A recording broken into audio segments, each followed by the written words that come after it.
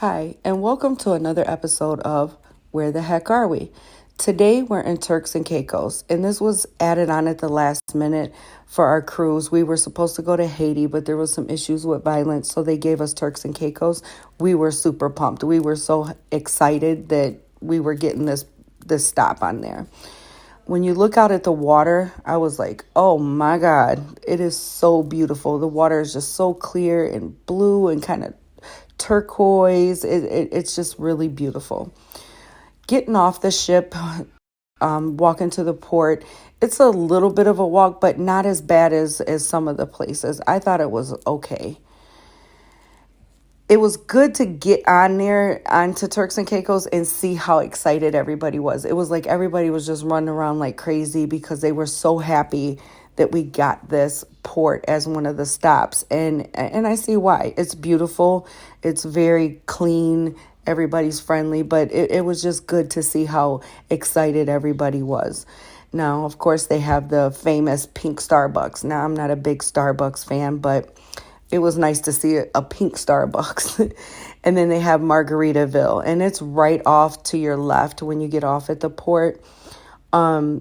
Of course, we had to eat there. The food was great, the drinks was great, but the entertainment, it was what got me. It was people dancing, everybody just happy. It was just a good feel. I really enjoyed that, and I've never been to Margaritaville here, but I was glad that we stopped in there because, like I said, everybody was just dancing, laughing, giggling, nobody was arguing or anything. It was just so good to see that. So the entertainment there was the best. Now, Turks and Caicos love their donkeys. And when I tell you that's all you see, it's like more than what you would see of dogs or cats running around. There's tons and tons of donkeys, but they're friendly and, it's part of their culture. So, that's good. Most of the islands here are beautiful. The houses are beautiful, but a few of them, like few areas, was a little run down.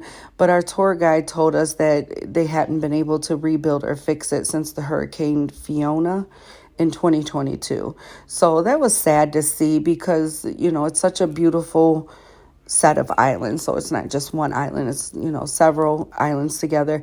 And it was really sad because the people over there seem to be working really hard to, get things up. She also told us that a lot of Canadians are coming over and buying up property and building stuff there.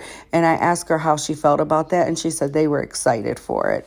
So that was a good thing to hear that they was excited. You'll also see if you venture out away from the port into the different islands there, that there's a lot of vendors. And I like that. I like having the vendors from the islands. The port vendors, it just seems like everything's just about them. It's way overpriced and stuff. So when you get out and see the other vendors, a lot of it is handmade stuff. And, I just like that better, just in my opinion.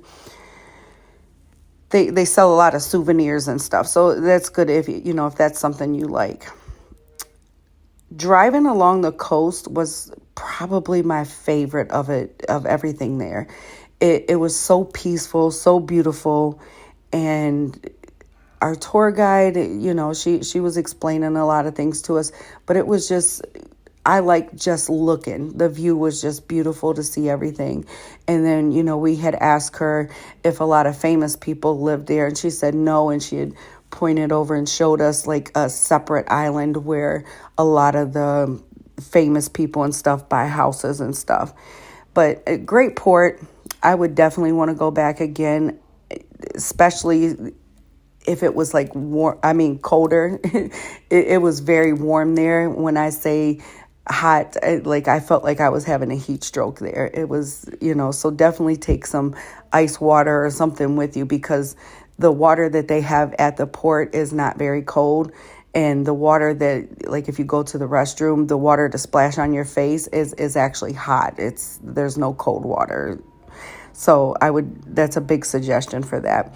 I give it a 9 out of 10.